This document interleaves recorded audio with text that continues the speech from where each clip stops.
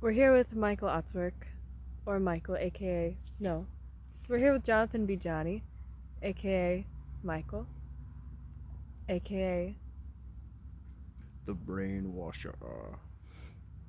and we're looking at your old house, previous house. We just had an interview about 5 minutes ago about his choice of stick. So let's take a walk around your old house. Okay, we're gonna have our cameraman pan. We can start here. This is the porch right here. Oh This yes, is the take the porch. mic. I used to have a zip line connected to the top of the house. It would go across Lake Charleston. It was pretty good.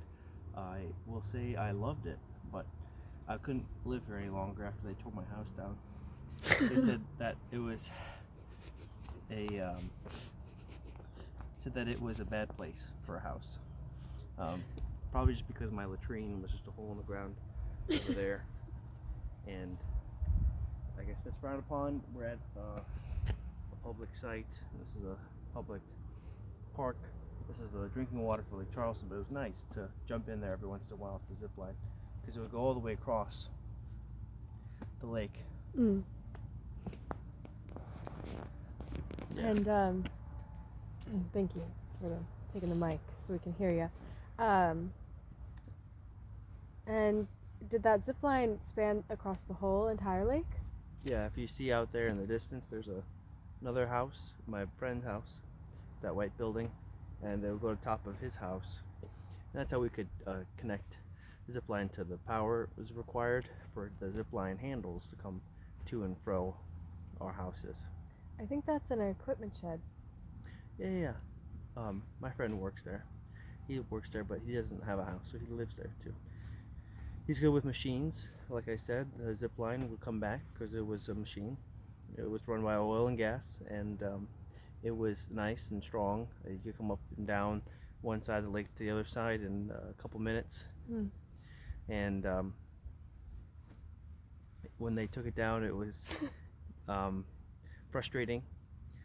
I knew it would leak oil into the water supply here for the city of Charleston, but it's only a little bit.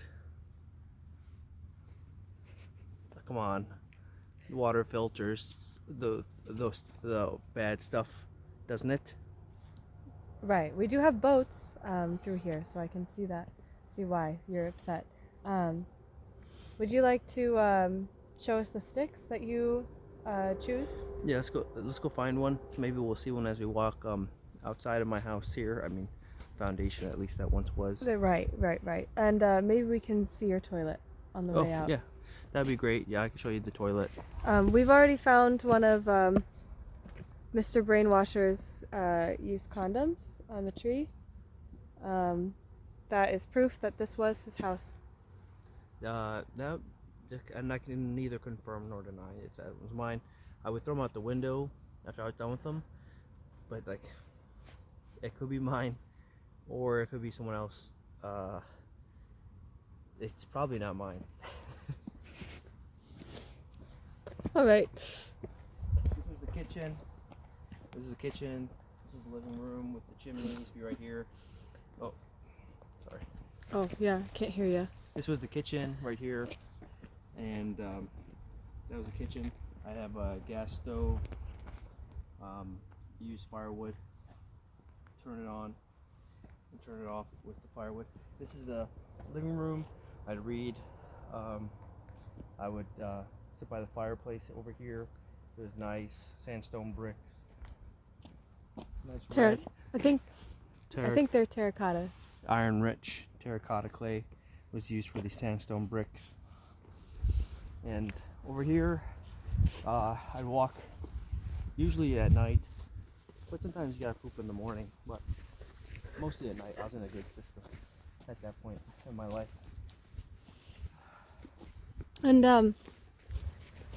how long ago did you live here? Oh, we were here. This is the latrine. I used to just squat over the hole because it was a lot nicer. It worked my muscles pretty good. Do you think that you could do a demonstration for us? Yeah. So you just like put your legs like this. And since it's a nice hill, you're kind of leaning forward, so when you lean back, it's balanced. And you just kind of sit here, and you got a good view of Lake Charleston, right behind you. Every once in a while, I would forget to bring toilet paper, so I would just kind of hop on the zip line, take a dip, and clean up in the water. But that was a simpler time. I think it was probably like 30, 35 years ago I used to live here, and I miss those days. A lot simpler times.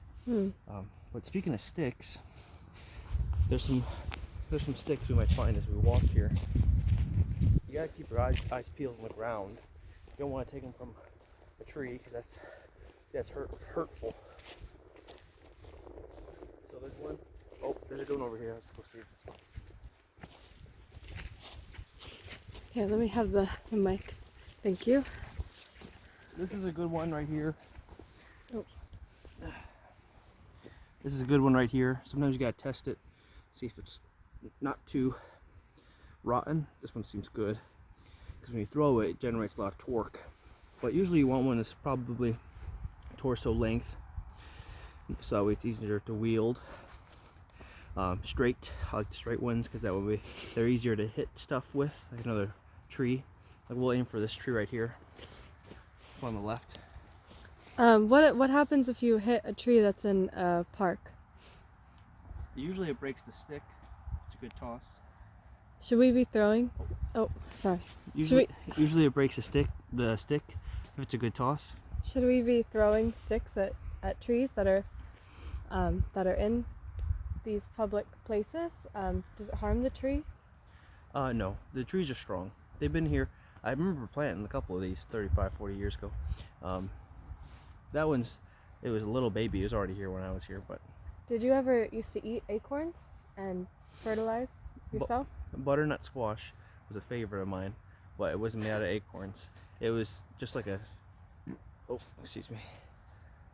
to the latrine brought back good memories. I got a poop soon. But anyway, there was one winter where I collected a lot of acorns, and I soaked them, and I ground them, and I made them into acorn butter, and it was really good on sandwiches.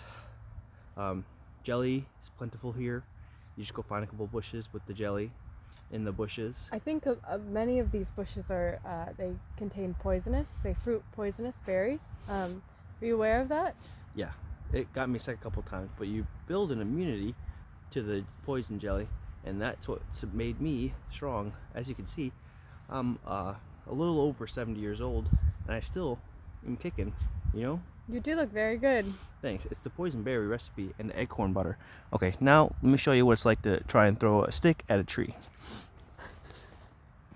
So sometimes you gotta give it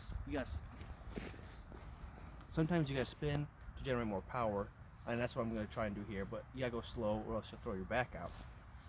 Hold that for me.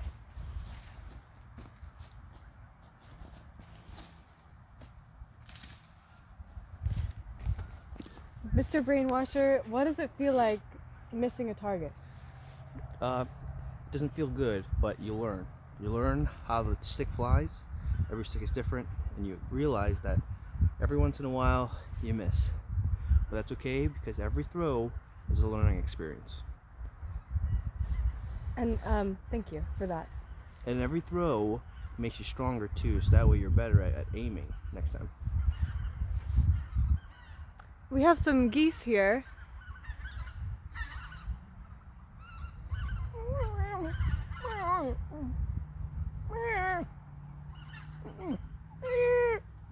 Sir, can you speak to the geese? I was just telling them safe travels. It's a long road to Mexico, and when you're in the air, it gets cold, so it's a tough journey. But I try and tell them good luck, you know, make sure you take turns in the front of the V.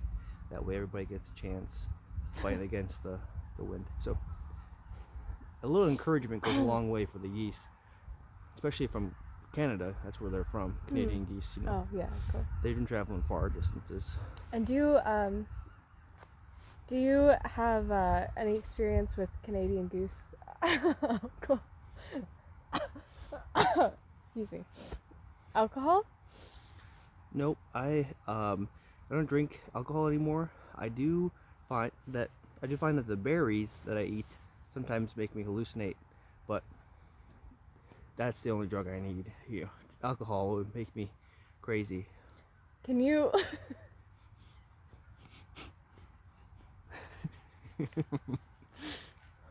can you speak to any more critters? Critters? Excuse me. It's a little cold out here. It's causing my allergies to act up. Any more critters that you can speak to, like the geese?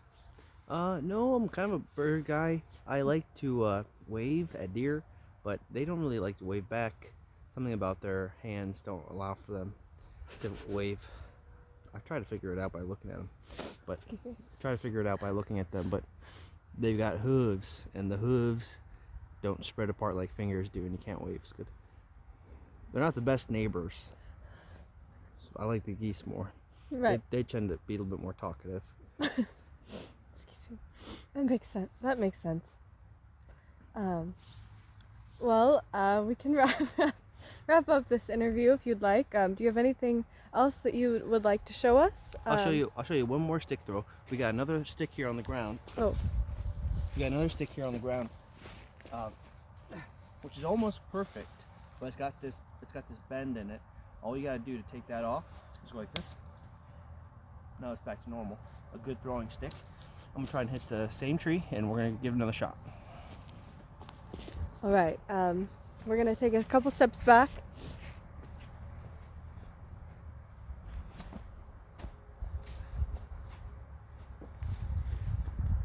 You win some and you lose some, but every time you throw one, you get better at it.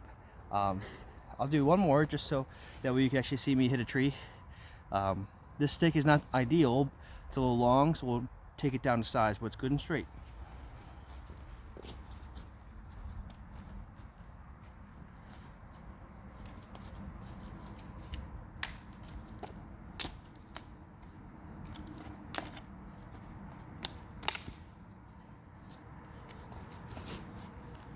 Here we go.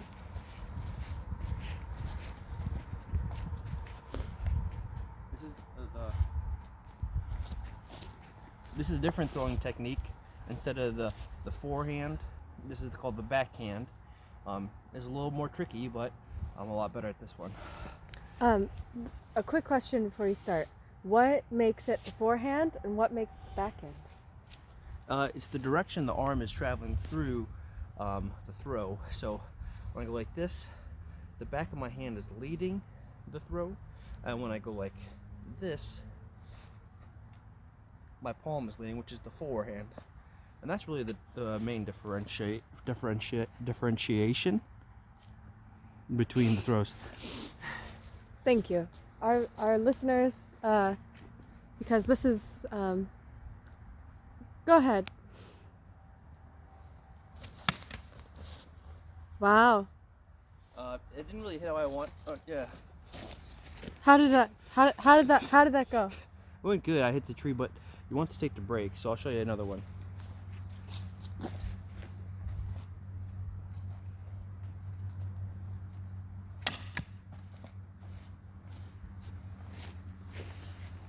That's how you do it. Sometimes you gotta get real close, and you'll be able to hit the tree you're trying to hit. The far ones are harder, but that's just the way she goes. Thank you for taking some time out of your very busy schedule today to spend a couple moments explaining your past life. Please don't touch me. And maybe we'll come see you soon. Yep, I am usually here most days.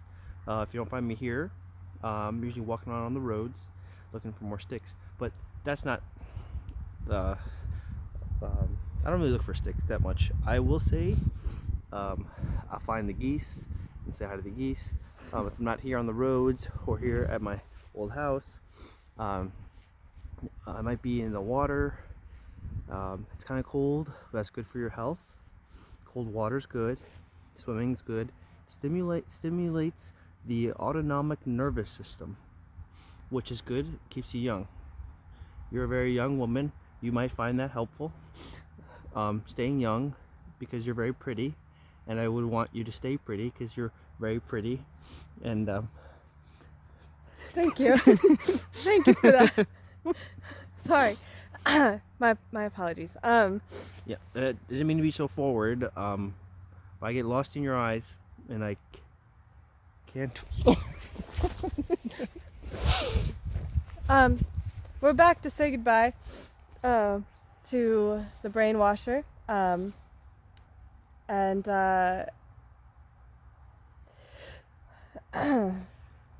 Yeah, have a good day. Remember to blow your nose when it's running, and take a walk when you're running, and to never skip a beat when you're trying to eat some treats.